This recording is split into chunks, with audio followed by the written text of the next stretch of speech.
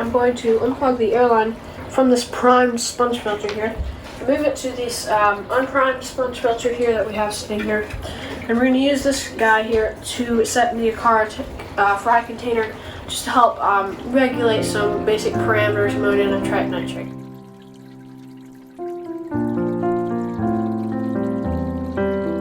So my plan here, guys, is to do a good water change here with a turkey baster.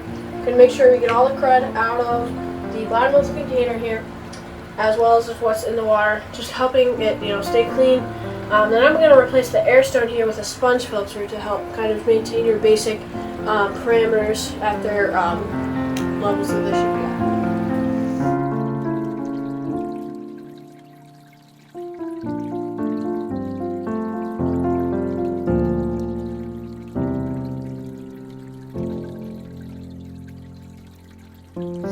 So the reason we're adding the sponge filter here is to maintain your basic nitrite, nitrate, ammonia levels. If those get too high, they will kill your fish. Plus, we're in the process here of eventually moving these Acara into their own small tank for grow out just in the next stage, and then they'll go to a larger tank, before we probably sell them. But probably keep a few of them.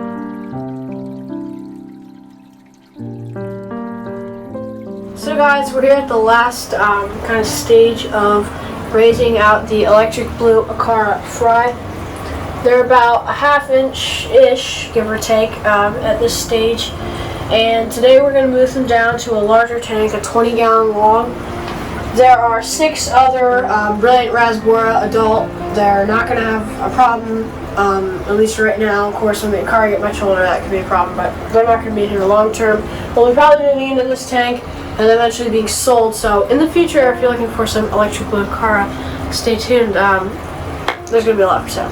So I'm thinking here, all the bottled water that we use, the pH is under 7, and down in the tank it's obviously a lot higher. So it's going to be a little bit of a tricky transition, but we're going to do it quickly because under 7, ammonia is ammonium.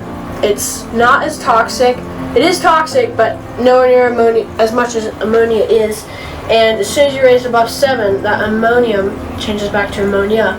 And so you can't go from 6.8 up to 7.2 and just let it sit there for an hour, because all the ammonium that's in there that would be ammonia would transition to ammonia and have an ammonia spike and kill the fish, which you don't want to happen. So we're just going to kind of lift it out here.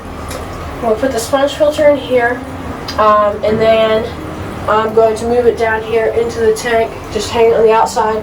Do like a couple scoops, I don't know, a scoop every 5 minutes for like 30 minutes or something like that. And then we'll add them here into the tank. And I think it'll be a pretty smooth transition. It's been an awesome time raising these fry. I'm super glad that we got them, and I'm excited to get our BAP points for them.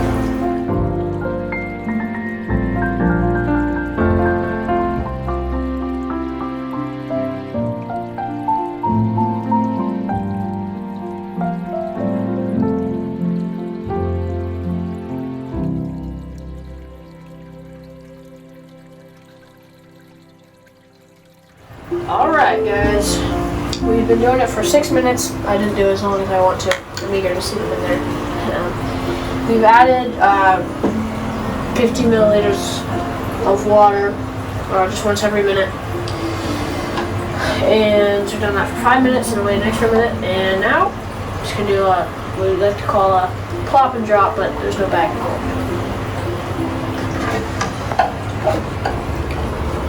Okay, hey guys.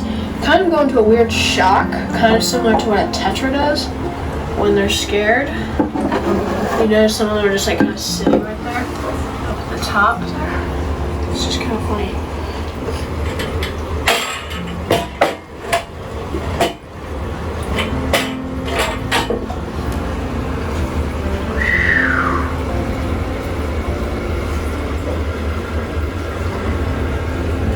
So guys, there it is, our 30 days of breeding and raising our Electric Blue Acara.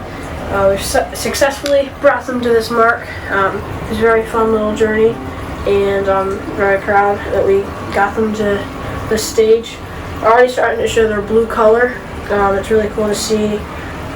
All I can say for breeding fish is just get them on live baby brine shrimp. That's really the best way to get them over what we call the hump, which is kind of the stage from very helpless wigglers to free swimming fry that are eating very well.